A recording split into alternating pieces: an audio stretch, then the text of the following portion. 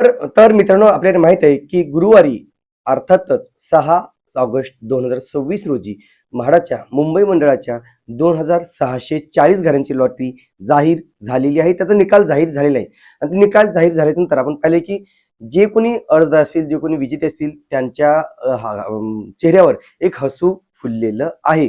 पण तिथेच ज्या अर्जदारांना घरे लागलेली नाहीत ते मात्र कुठेतरी नाराज झालेले आहेत. आता ज्यांना घरी लागलेली आहेत त्यांनी काय करायला हवं याचा व्हिडिओ आपण कालच टाकलेला आहे.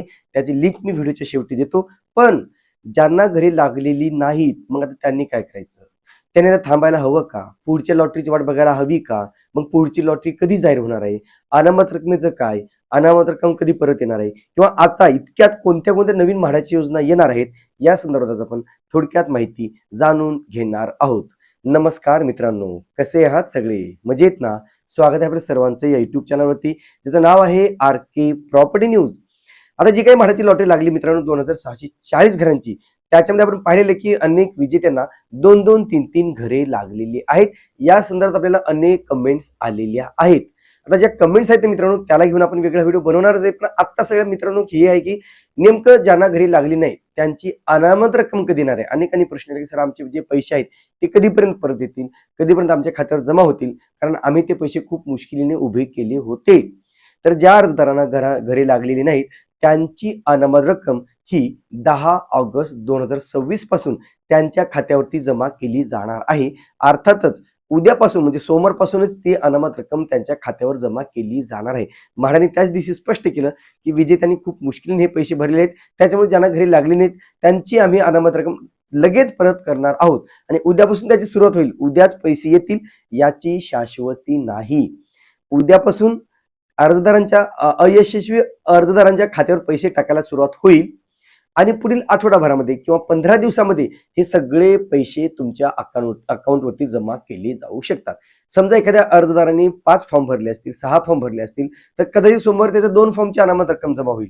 परत मंगळवारी बुधवारी 2 फॉर्मची अनामत रक्कम जमा होईल. असं ते होऊ शकतं. म्हणून फक्त उद्याच ते पैसे जमा होतील असं अजिबात नाही. ते पैसे पुढील 15 दिवसामध्ये तुमच्या खात्यावर जमा केले जातील. आणि जर ते पैसे 15 दिवसामध्ये तुमच्या खात्यावर जमा नाही झाले तर तुम्हाला पुन्हा म्हाडामध्ये संपर्क करावा लागेल आणि तुमचे काही अकाउंट नंबर चुकलाय का, काय कारण आहे तुमचे पैसे आलेले नाही, तुम्ही अकाउंट नंबर व्हेरीफाय करून घ्या. जो अकाउंट नंबर तुम्ही दिलाय रिफंडसाठी तो एकदा टॅली करून बघा आणि मग त्याच्यानंतर तुम्हाला समजेल की पैसे का आले नाही ते. आणि जर सगळे अकाउंट नंबर बरोबर असताना सुद्धा जर पैसे आले नसतील तर तुम्ही ग्रीव्हन्स असतो, रेज ग्रीव्हन्स, तुमच्या लॉगिन मध्ये रेज ग्रीव्हन्स मध्ये तुम्हाला मेसेज टाईप करायचा आहे की मला अमुक अमुक अर्ज क्रमांक आहे, मी अर्ज भरला होता, मला घर लागलं नाही पण मला माझे पैसे परत मिळाले नाहीत. आणि तिथे एक अपलोड फाईल म्हणून असते, तिथे तुम्ही तुमचं बँकेचं पासबुक किंवा कॅन्सल चेकबुक हे तुम्ही तिथे अपलोड करा आणि ते सेंड करा. त्याच्यावर तुम्हाला लगेच रिप्लाय केला जाईल आणि तुमचे पैसे तुमच्या खात्यावर जमा केले जातील. ही झाली मित्रांनो अनामत रकमेच्या बाबतीची गोष्ट. आता दुसरी, तुम्हाला घर लागलं नाही, मग आता काय करायला पाहिजे? तुम्ही थांबायला हवं का किंवा थांबायला नाही पाहिजे का? पुढील लॉटरीची वाट बघायला पाहिजे का? पुढील लॉटरी कधी जाहीर होणार आहे? ज्यांना असं वाटतंय की मला पुढील म्हाडाच्या लॉटरीसाठी थांबायचंय त्यांच्यासाठी हा ऑप्शन आहे मित्रांनो की आता येणाऱ्या ऑगस्ट याच महिन्यामध्ये ठाणे म्हणजे कोकण मंडळाची जाहिरात येणार आहे. त्याच्यामध्ये जवळजवळ 5 ते 6 हजार घरे येणार आहेत. त्याच्यामध्ये ठाणे, नवी मुंबई, शिळफाटा, कल्याण, डोंबिवली, मीरा भाईंदर, वसई विरार, पनवेल या साईडला घरे उपलब्ध करून दिली जाणार आहेत. मग तुम्हाला असं वाटत असेल की मला कोकण लॉटरीमध्ये ट्राय करायचंय तर तुम्हाला काही काळ थांबावं लागणार आहे आणि मग नंतर तुम्ही कोकण लॉटरीमध्ये नक्कीच ट्राय करू शकता. कारण म्हाडाच्या नियमानुसार एकदा जर म्हाडामध्ये घर मिळालं तर परत तुम्हाला म्हाडामध्ये अर्ज करता येत नाही. म्हणून जर तुम्हाला नवी मुंबईत घर हवं असेल तर चांगल्या लोकेशनला तिथे सुद्धा घरे येणार आहेत. ठाण्यामध्ये सुद्धा बऱ्याच ठिकाणी असे लोकेशन जे चांगले लोकेशन आहेत, नवीन घरे या ठिकाणी उपलब्ध करून दिली जाणार आहेत. कल्याण डोंबिवली साईडला सुद्धा खाजगी विकासकांची 20% सर्वसमावेश योजनेची घरे सुद्धा उपलब्ध केली जातील. कल्याण शिळफाटा परिसरामध्ये बऱ्याच मोठ्या प्रमाणात घरांचं उभारणी सुरू आहे. ते आता हँडओव्हरची प्रोसेस सुरू आहे. प्रायव्हेट बिल्डरांकडून ते म्हाडाकडे हँड ओव्हर होतील. वसई विरार पट्ट्यामध्ये सुद्धा अनेक घरे आहेत. त्याशिवाय जे म्हाडाची जुनी घरे आहेत जी विकली गेली नाहीत, खोनी, शिरढोण, भंडारली, इथे तर तुम्ही कधी पण जाऊन बुकिंग करू शकता. त्याच्यामुळे त्याचा लॉटरीसाठी वाट बघायची गरज नाही. विरारमध्ये जाऊन तुम्ही बुकिंग करू शकता, वाट बघायची गरज नाही. मग सगळ्यात महत्त्वाचं मित्रांनो की नवी मुंबई हे टार्गेटेड असणार आहे. नवी मुंबई आणि ठाणे या 2 ठिकाणं दरवर्षी या 2 ठिकाणी खूप मोठा प्रतिसाद मिळतो आणि म्हणून तुम्हाला या 2 ठिकाणी घरे घ्यायची असतील तर याच महिन्यामध्ये याची लॉटरी जाहीर होणार आहे. ज्यांना पुणे साईडला घर घ्यायचंय, पुण्यातली सुद्धा लॉटरीची आता सध्या तयारी सुरू आहे मित्रांनो. बुकलेटची तयारी किंवा त्याचे जे काही किमती आहेत त्याची तयारी सुरू आहे आणि या पुण्याच्या लॉटरीची सुद्धा जाहिरात येणाऱ्या 8 ते 10 दिवसामध्ये पब्लिश केली जाईल, ती प्रसिद्ध केली जाईल असं कुठेतरी समजलेलं आहे.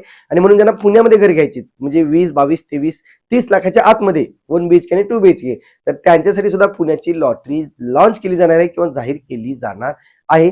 त्याच्यामध्ये तुम्ही नक्कीच प्रयत्न करू शकता. तिसरा ऑप्शन असा आहे की जर तुम्हाला म्हाडाचा नादच सोडायचा असेल तर आणि तुम्हाला अर्जंटली घर हवं असेल तर मात्र तुम्ही खाजगी विकासकांच्या घराकडे स्विच होऊ शकता. कारण जर तुम्हाला घराची खूपच गरज असेल आणि घर मिळत नसेल तर अशा वेळेस तुम्हाला तुमचे निर्णय तुमच्या पातळीवरती घ्यावे लागणार आहेत.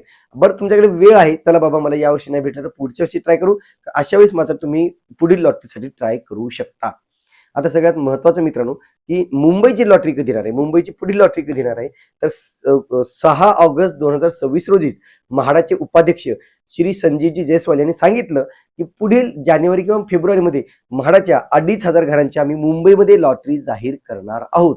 आता ही जी काही लॉटरी जाहीर होईल मित्रांनो 2026 ची लॉटरी सुद्धा मार्च मध्ये जाहीर झाली होती आणि आता येणारी लॉटरी सुद्धा जानेवारीमध्ये जाहीर करू, जानेवारी किंवा फेब्रुवारीमध्ये जाहीर करू असं त्यांनी सांगितलेलं आहे.